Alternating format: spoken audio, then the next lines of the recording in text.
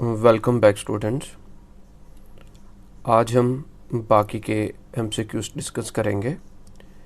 पिछले लेक्चर में 99 क्वेश्चंस तक हमने डिस्कस किया था, तो आज हम स्टार्ट करते हैं क्वेश्चन नंबर 100 से। The amount brought in by the owner of the business should be credited to. जब ओनर अमाउंट कैपिटल के लिए पैसा लेकर आता है तो क्या जनरल एंट्री हमारी आती है? तब हमारी जनरल एंट्री होती है cash account DR to owner's capital या कैपिटल अकाउंट। तो क्रेडिट हम किसको करते हैं? कैपिटल को करते हैं, और कैपिटल को ही ओनर्स इक्विटी कहा जाता है। कैपिटल को ही ओनर्स इक्विटी कहा जाता है। तो इस क्वेश्चन का जो आंसर है वो ए पार्ट आ जाएगा, owner equity. So A is the right answer. Next वाला बच्चों करते हैं अब हम। नेक्स्ट में 101, which of the following transactions would have no impact on stock holders equity. तो इनमें से किस ट्रांजैक्शन का स्टॉक होल्डर्स की इक्विटी मीन्स कैपिटल पर, बिजनेस पर जो इफेक्ट नहीं पड़ेगा? डिविडेंड टू स्टॉक होल्डर्स, पहले बी पार्ट पढ़ लेते हैं।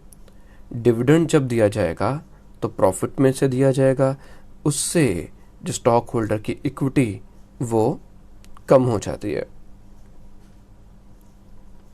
नेक्स्ट क्या आ जाता है हमारे पास? डिविडेंड के बाद नेट लॉस। नेट लॉस से भी कैपिटल कम हो जाएगी। Investment of cash by stock holders, इससे भी स्टॉक होल्डर्स इक्विटी इफेक्ट हो जाएगी। ए पार्ट में जो लिखा है, purchase of the land from the proceeds of bank loan.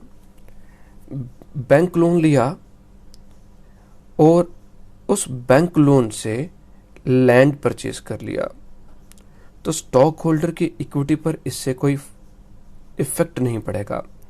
Bank loan से एक लायबिलिटी इंक्रीज हो जाएगी और जो एसेट हमारा in the form of land वो इंक्रीज हो जाएगा।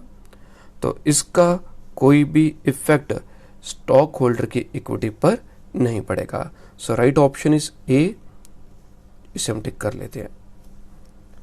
Next one is question number 102। तो 102 में क्या दिया गया है, इसको एक मिनट पढ़ लेते हैं। Which of the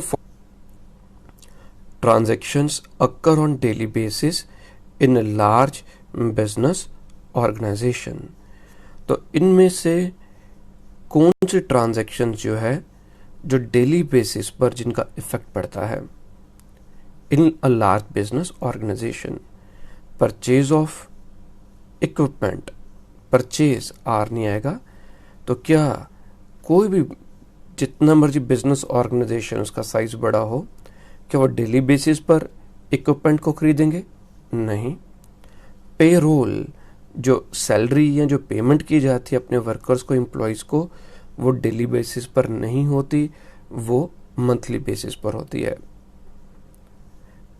D part, payment of suppliers.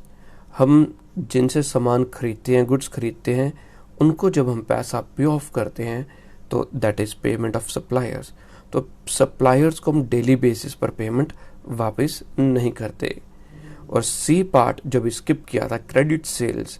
तो अगर ऑर्गेनाइजेशन लार्ज ऑर्गेनाइजेशन है, डेली बेसिस पर उनकी सेल्स होती है, and sales can be on cash as well as credit basis.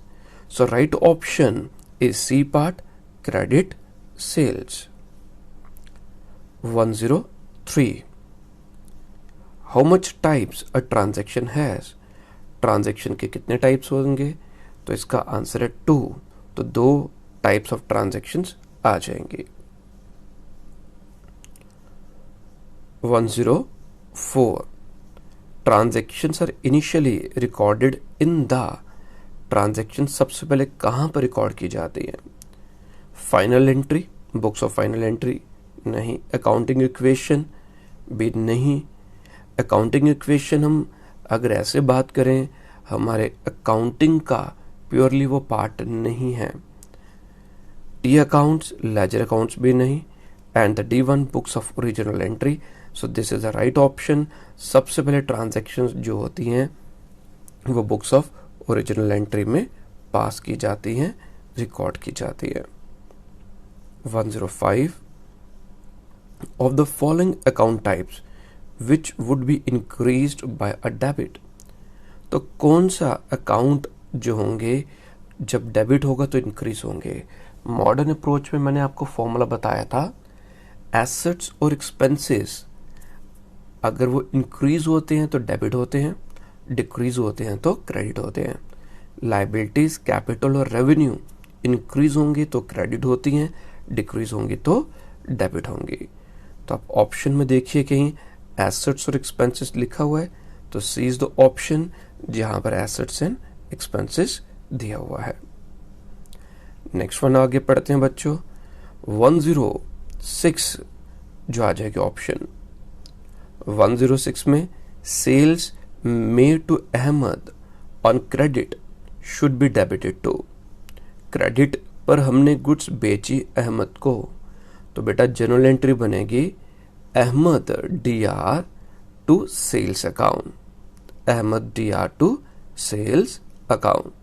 तो अहमद को डेबिट किया तो अकाउंट रिसीवेबल आगे हाइफन डालकर अहमद, तो यहां पर किसको डेबिट करेंगे? अहमद को। तो अहमद जिसको हमने उधार पर सामान बेचा वो डेटर बन जाएगा। डेटर्स को हम अकाउंट्स रिसीवेबल भी कहते हैं। तो debtors are part of accounts receivable. Accounts receivable में दो आइटम्स आती हैं, डेटर्स एंड बिल्स रिसीवेबल। तो here the right option is C, account receivable hyphen Ahmed. तो Ahmed DR to sales account. Next one बच्चों 107, according to the rules of debit and credit for balance sheet accounts. तो rule जो debit और credit है for balance sheet accounts, उससे related क्या information से ही है? Increase in assets, liabilities and owner's equity recorded by debit. Assets तो debit में होते, बाकी कोई भी नहीं होता, तो wrong option. Decrease in asset and liability recorded by credit, assets decrease होते हैं तो क्रेडिट में आते हैं, ठीक है, बट लाइबिलिटीज जब इंक्रीज होती है तब क्रेडिट में आती है, तो again right wrong option. Increase in asset debit में होता है and owner's equity are recorded by debit, तो इंक्रीज इन एसेट वाला तो ठीक है, बट ओनर्स इक्विटी वाला ऑप्शन गलत है। डी में लिखा है decrease in liability and owner's equity are recorded by debit. तो अभी मैंने पिछले क्वेश्चन में मैंने डिस्कस किया था कि जब लाइबिलिटीज, रेवेन्यू और कैपिटल इंक्रीज होती है तो क्रेडिट होती है, और जब ये डिक्रीज होगी तो इनको हम डेबिट करते हैं। So D is the right option. तो डी राइट ऑप्शन है। 108, in which order does the journal list transactions? तो जर्नल में ट्रांजैक्शंस किस ऑर्डर में रिकॉर्ड की जाती हैं? वो सिस्टमैटिक वे जो होगा उससे हम क्रोनोलॉजिकल जो सिस्टम, उस वे में जर्नल एंट्रीज को रिकॉर्ड किया जाता है। तो ए इज द राइट ऑप्शन। ये हमने पहले भी पढ़ा था। Question number 109, all of the following are the true regarding journal entries except, it means इनमें से एक जो ऑप्शन है वो जर्नल एंट्रीज के लिए सही नहीं है। एक तो तीन जो ट्रांजैक्शन, तीन जो ऑप्शन है वो जर्नल एंट्रीज के लिए राइट है। तो ए में क्या लिखा बेटा? General entry show the effects of transactions, yes, कि डेबिट होगा या क्रेडिट होगा। General entries provide account balances, तो जनरल एंट्रीज से हमें ये नहीं पता चलता कि किस अकाउंट का कितना बैलेंस है। इसके लिए हमें लेजर अकाउंट्स बनाने होते हैं और लेजर अकाउंट्स में के थ्रू के माध्यम से हमें पता चलता है कि किस अकाउंट का कितना बैलेंस है। मैंने जब आपको लेजर अकाउंट समझाया था, उसका वीडियो लेक्चर जब करवाया था, तो उसमें स्टार्टिंग में यही बताया था कि हमारे कस्टमर से, हमने अपने कस्टमर से कितने रुपए लेने हैं, किसको कितने पैसे देने हैं, तो कितनी हमारी सेल्स अभी तक की, कितनी परचेजेस है, तो ये सब इंफॉर्मेशन हमें लेजर अकाउंट से पता चलती है। तो B is a wrong option. C part पढ़ लेते हैं आगे। The debited account titles are listed first. तो हमेशा डेबिट पहले आता है, क्रेडिट बाद में आता है। And each general entry should begin with the date. तो जब लिखने का जो फॉर्मेट है तो डेट पहले आती है। So B is the wrong option. यहाँ पर मीन्स वो जनरल एंट्रीज के फीचर्स उसमें इंक्लूड नहीं है। So it is not true for general entries. तो बी को हम टिक कर देंगे बेटा। Question number 110। तो 110 में बेटा क्या लिखा है? Which of the following accounts would be increased with the debit. Debit से कौन सा अकाउंट इंक्रीज होगा? इधर एसेट्स और एक्सपेंसेस। कैपिटल डेबिट से कम होती है, रिटेन्ड अर्निंग्स मीन्स प्रॉफिट या रेवेन्यू वो डेबिट से कम होता है, एक्सपेंसेस इंक्रीज होते हैं, रेवेन्यू कम होता है। So C is the right option, expenses. Question number 11th में which of the following account will be credited in the books of XYZ Company Limited। कौन सा अकाउंट क्रेडिट होगा? If the business purchased a vehicle through check। तो through है, spelling में थोड़ा सा देख लीजिएगा। अगर हमने एक व्हीकल चेक के माध्यम से खरीदा तो बेटा जनरल एंट्री क्या बनेगी? जब हम चेक के माध्यम से कोई व्हीकल खरीदेंगे, it is vehicle account DR to cheque के माध्यम से खरीदा है तो टू बैंक अकाउंट। तो क्रेडिट किसको करेंगे अब हम? तो क्रेडिट हम करेंगे बैंक अकाउंट को। So option D is the right one. Question number 12। The abbreviations for debit and credit DR and CR come from what language words?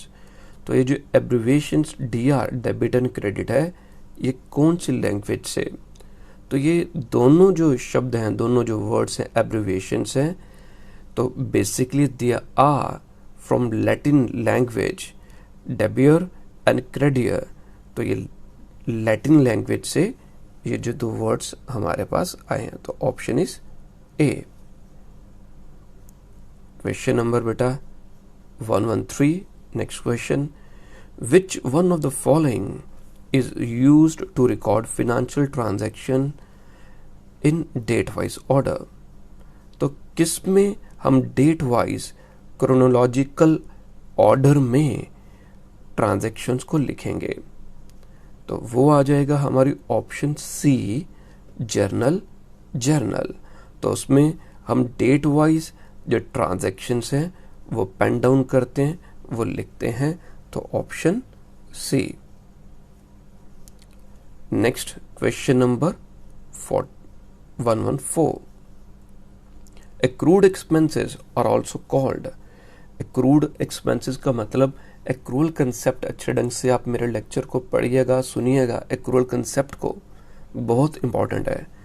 Accrued का मतलब होता है due but not received, due but not received, और due but not paid.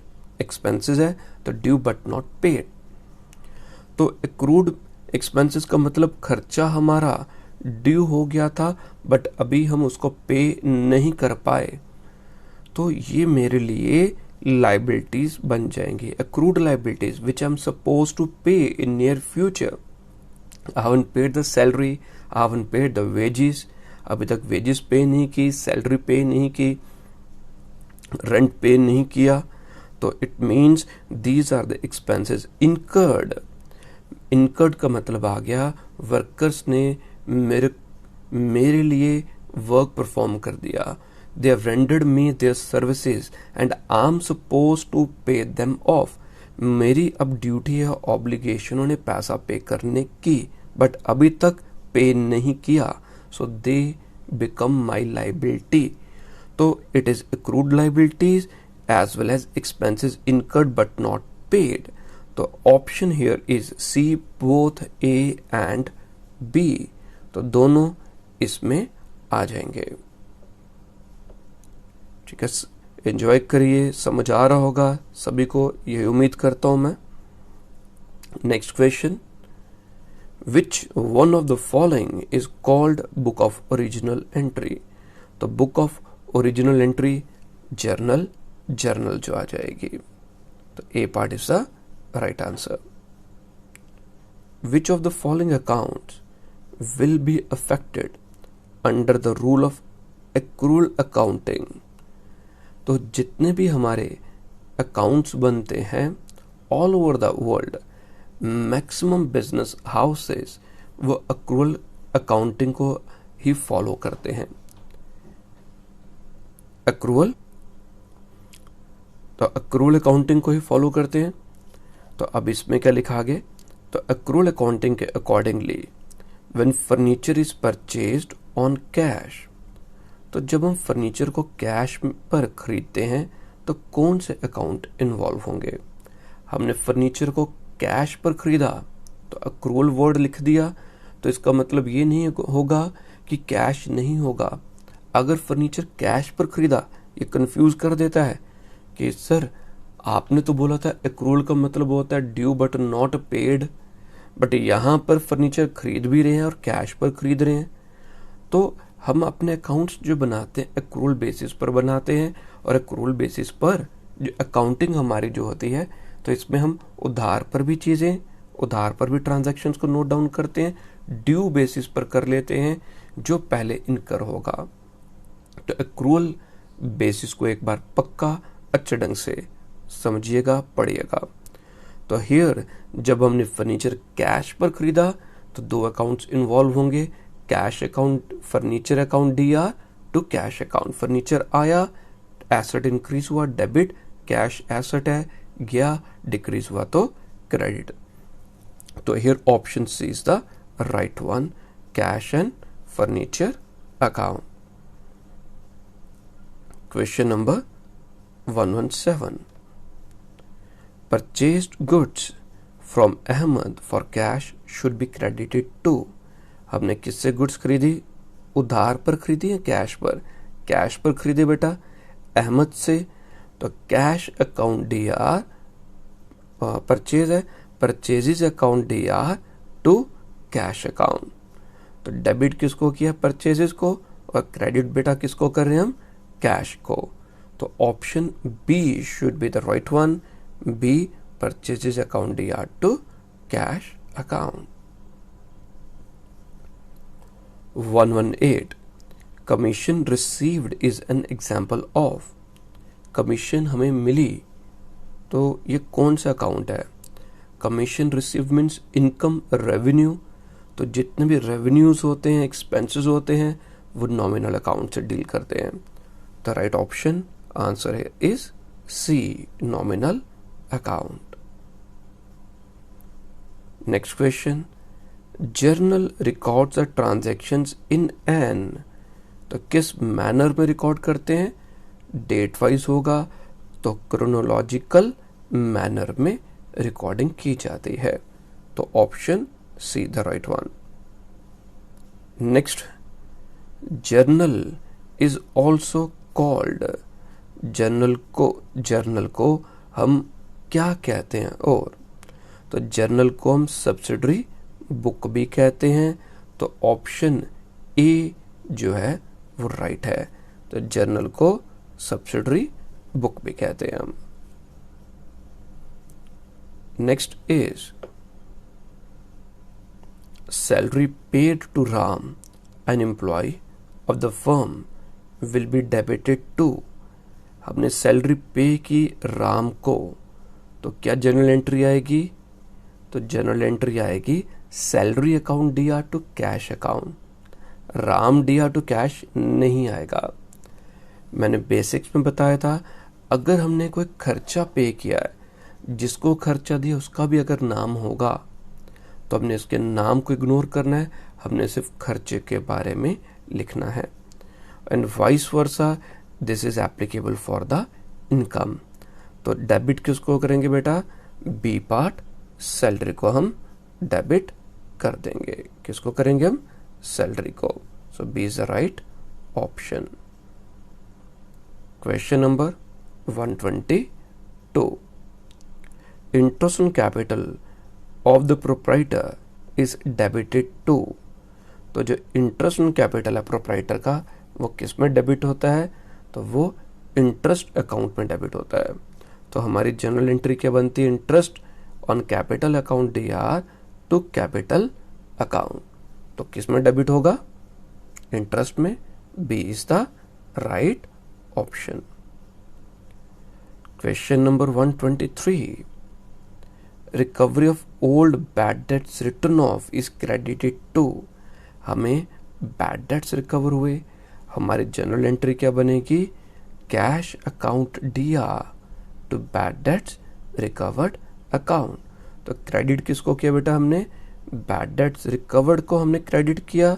तो right option आप options में देखेंगे तो D is the bad debts recovered account. Choose the odd one account. तो मेरे से किसी बच्चे ने पूछा भी था कि ये ऑड वन क्या होगा। ऑड वन का यहाँ पर मतलब क्या आ जाएगा? जो 4 ऑप्शंस हैं, इनमें से कौन से एक ऑप्शन है जो बाकी 3 के साथ या उनमें सिमिलर फीचर्स कैरेक्टरिस्टिक्स नहीं है, जो डिफरेंट है। ऑड वन आ गया, ठीक है। तो आप इसमें देखेंगे सैलरी बेटा नॉमिनल अकाउंट। अब यहाँ पर थोड़ा सा दिमाग लगाना पड़ेगा। सैलरी नॉमिनल खर्चा, वेजेस नॉमिनल खर्चा, रेंट नॉमिनल खर्चा, बट रेंट आउटस्टैंडिंग अकाउंट ये नॉमिनल अकाउंट नहीं है, ये खर्चा नहीं है।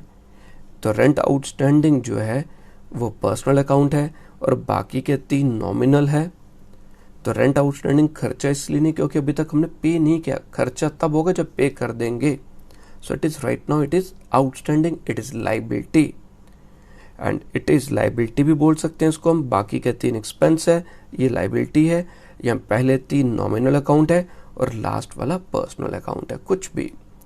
सो D is the option which we are supposed to tick. Next one, choose the odd one account. तो कौन सा odd one है? कैश, बैंक एंड डेटर्स और प्लांट एंड मशीनरी। तो इनमें से जो पहले 3 हैं वो करंट एसेट्स हैं। पहले 3 कौन से हैं? Current assets. And the last one is not current asset, it is a fixed asset. तो ये फिक्स्ड एसेट है, तो plant and machinery is the odd one out. तो हमने डी को टिक कर दिया, ठीक है। किसी बच्चे ने मेरे से पूछा था कि जो fix asset, tangible asset, non current asset से रिलेटेड कुछ क्वेश्चन था, तो वो मैं वीडियो एक शूट करूंगा, उसमें एक फॉर्मेट के अकॉर्डिंगली वो डिटेल में मैं डिस्कस कर लूँगा। बिल्कुल सिंपल पॉइंट है, कोई दिक्कत नहीं है, तो कंफ्यूज नहीं होना। जल्दी मैं वीडियो जिसमें डाउट्स हैं तो उसमें वो सब चीज़ें क्लियर कर दूंगा। Choose the odd one account. इनमें से ऑड वन क्या है? देखो बेटा, patent, investments, building and stock, क्या ऑड वन है? तो इन्वेस्टमेंट्स, बिल्डिंग एंड स्टॉक ये सब जो होंगे वो टेंजिबल हमारे एसेट्स हैं। और पेटेंट कौन सा आ गया? इनटेंजिबल। पेटेंट क्या आ गया? इंटेंजिबल है। तो इन सब में से जो ऑप्शन ए जो है वो उसे आप टिक कर लेंगे।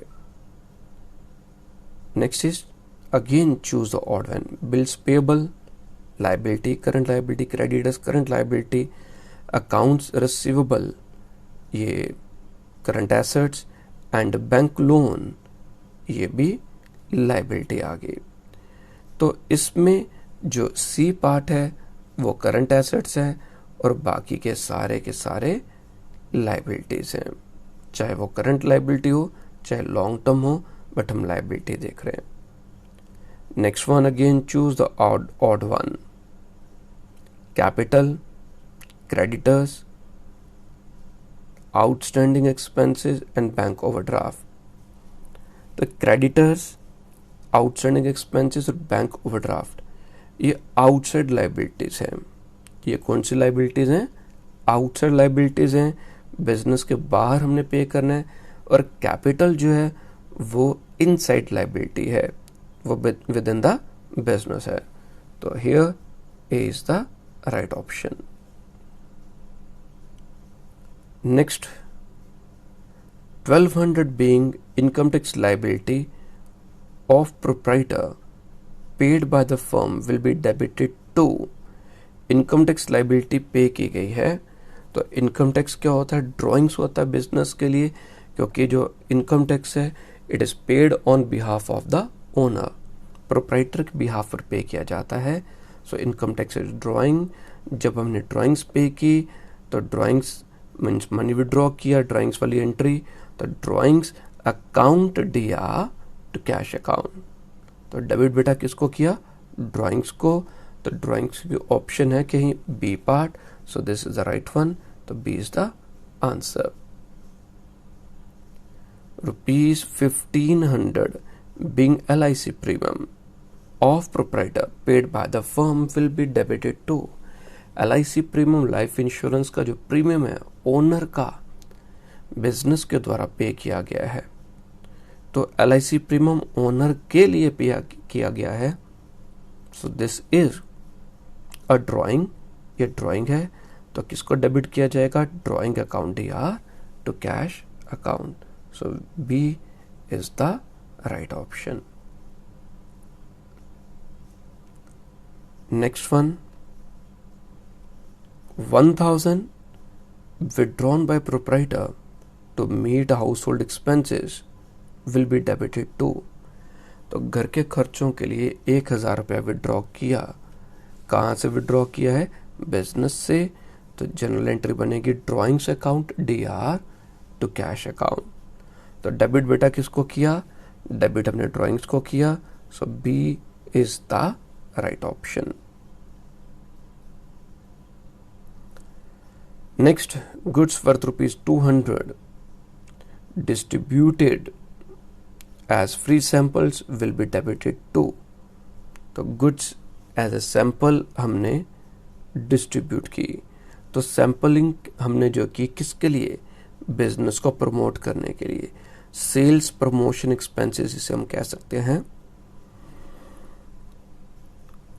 तो right answer, right option is C, sale promotion expenses।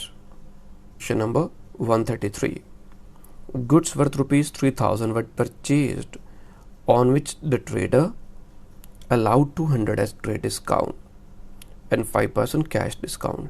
3000 में से 200 का ट्रेड डिस्काउंट आ गया, तो दैट मीन्स जो मेन गुड्स खरीदी वो 2800 की खरीदी।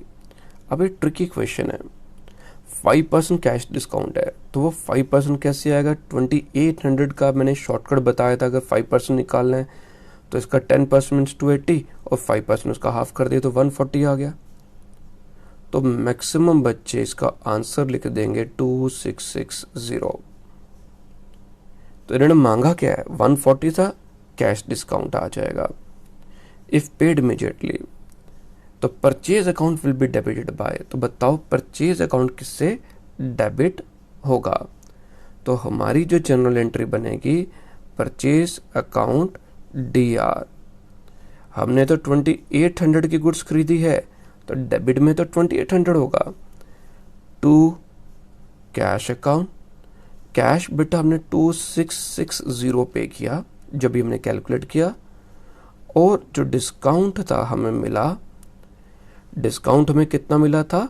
140 रुपीज का। तो debit is equal to credit. 2800 debit किया और नीचे क्रेडिट में 2 आइटम्स का टोटल करेंगे 2800 आएगा। तो बच्चे इसमें क्या गलती कर देते हैं, वो जल्दी जल्दी करते हैं और वो 266 वाली ऑप्शन डी को टिक कर देते हैं। तो इन्होंने क्या मांगा क्या है, आपने पहले देखना क्वेश्चन में मांगा क्या है। क्वेश्चन में बोला बताओ purchase account will be debited by, purchase account किससे डेबिट होगा, तो जनरल एंट्री में अभी बताया it will be debited by 2800, so B is the right option. तो राइट ऑप्शन क्या आ जाएगा, वो बी पार्ट आ जाएगा। ठीक है, तो बेटा इस वीडियो में इतने ही क्वेश्चंस करते हैं। तो नेक्स्ट जो वीडियो आएगी उसमें मैं बाकी के क्वेश्चंस आपसे डिस्कस करूंगा। आप लोग बेटा सभी घर पर रहिए, सुरक्षित रहिए। कोविड-19 की जो परिस्थिति है वो काफ़ी भयानक होती जा रही है। अब तो कम्युनिटी ट्रांसफ़र कश्मीर में और जम्मू में भी एक किस्म का शुरू हो गया है। तो बेटा जो प्रोटोकॉल्स हैं, SOPs हैं, उनको फॉलो करिए, अननेसेसरी बाहर नहीं जाइए। आपकी और आपके परिवार की जो ज़िंदगी है वो बहुत कीमती है। आपके परिवार के लिए और आपके लिए ये बहुत ज़रूरी है कि आप लोग पूरा ध्यान दीजिए। ठीक है जी, thank you, bye bye, take care, God bless you all.